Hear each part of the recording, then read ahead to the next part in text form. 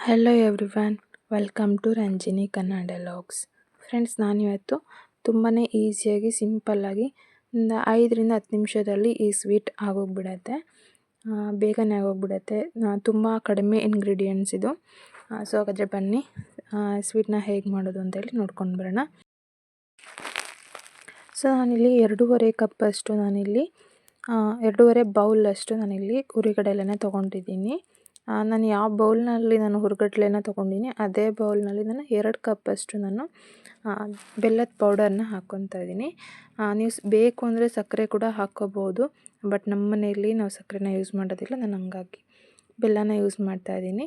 So ನಾನಿಲ್ಲಿ 2 ಏಲಕ್ಕಿನ ಬಿಡಿಸ್ಬಿಟ್ಟು ಹಾಕ್ಕೊತಾ ಇದ್ದೀನಿ.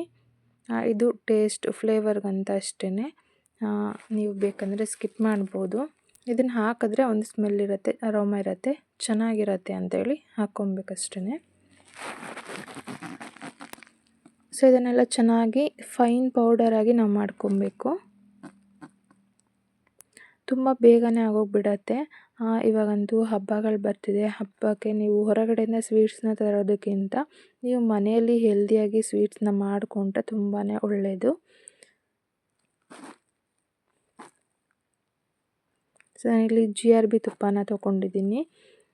ಇಲ್ಲಿ ನಾನು 2.5 ಕಪ್ಪಷ್ಟು ಹುರಿಗಡಲೆನೇ ತೊಗೊಂಡಿದ್ದೀನಲ್ವ, ನಾನಿಲ್ಲಿ ಅದರಲ್ಲಿ ಅರ್ಧ ಕಪ್ಪಷ್ಟು ನಾನು ಇಲ್ಲಿ ತುಪ್ಪನ ತೊಗೊಂಡಿದ್ದೀನಿ.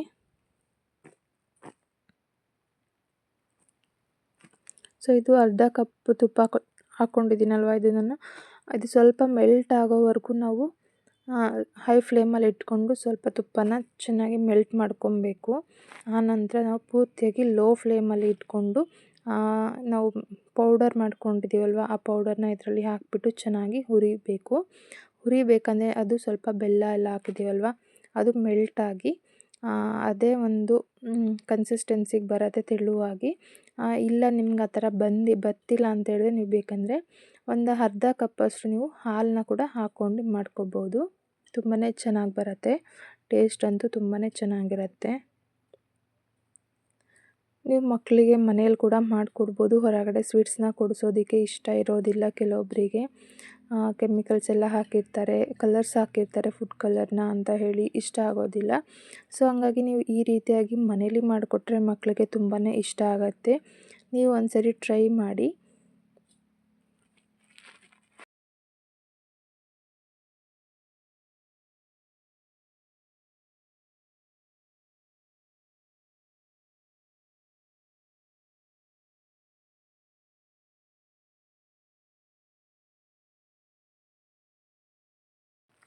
ಸೊ ಇದು ಚೆನ್ನಾಗಿ ತಿರುಗಿಸ್ತಾ ಇಲ್ಲಿ ಸ್ವಲ್ಪ ಬೆಲ್ಲ ಎಲ್ಲ ಮೆಲ್ಟಾಗಿ ಇವಾಗ ಇದು ಈ ರೀತಿಯಾಗಿ ಒಂದು ಕಲರ್ ಚೇಂಜ್ ಆಗಿದೆ.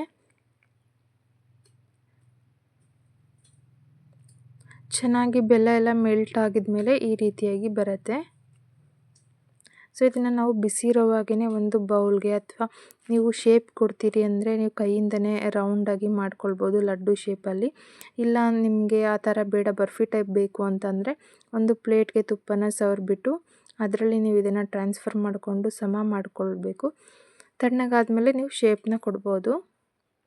ಸೊ ನಾನಿಲ್ಲಿ ಒಂದು ಪ್ಲೇಟ್ಗೆ ಹಾಕ್ಕೊತಾ ಇದ್ದೀನಿ, ಸ್ವಲ್ಪ ನಾನು ಬೌಲ್ನಲ್ಲಿ ಹಾಕ್ಕೊಂಡು ಶೇಪ್ನ ಮಾಡ್ಕೊಳ್ತಾ ಇದ್ದೀನಿ, ಬರ್ಫಿ ಮಾಡ್ಕೊತಾ ಇದ್ದೀನಿ. ಸೊ ಇದು ಬಿಸಿ ಇರೋವಾಗೇ ಬೇಗನೆ ಹಾಕ್ಕೊಂಡ್ಬಿಡ್ಬೇಕು, ತಣ್ಣಗಾದರೆ ಗಟ್ಟಿಯಾಗಿಬಿಡುತ್ತೆ, ಆವಾಗ ನಿಮಗೆ ಶೇಪ್ ಮಾಡೋದಕ್ಕೆ ಬರೋದಿಲ್ಲ. ಇದು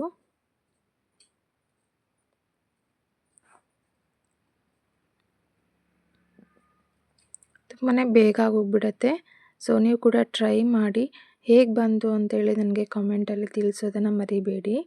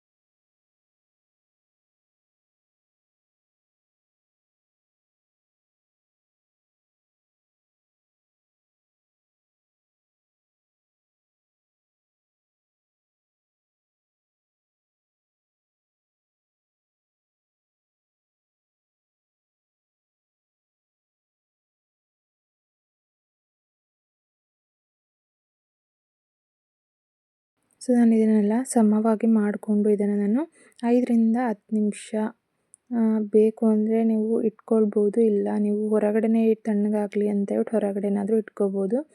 ನಾನು ನಿಮ್ಗೆ ತೋರಿಸ್ಬೇಕಂತ ಹೇಳ್ಬಿಟ್ಟು ಒಂದು 5 ನಿಮಿಷ ನಾನಿಲ್ಲಿ ಫ್ರಿಡ್ಜ್ನಲ್ಲಿ ಇಟ್ಬಿಟ್ಟು ತಣ್ಣಗೆ ಮಾಡ್ಕೊತಾ ಇದ್ದೀನಿ. ತಣ್ಣಗಾದ್ಮೇಲೆ ನಾವು ಇದನ್ನು ಪೀಸಸ್ ಆಗಿ ಕಟ್ ಮಾಡಬೇಕು.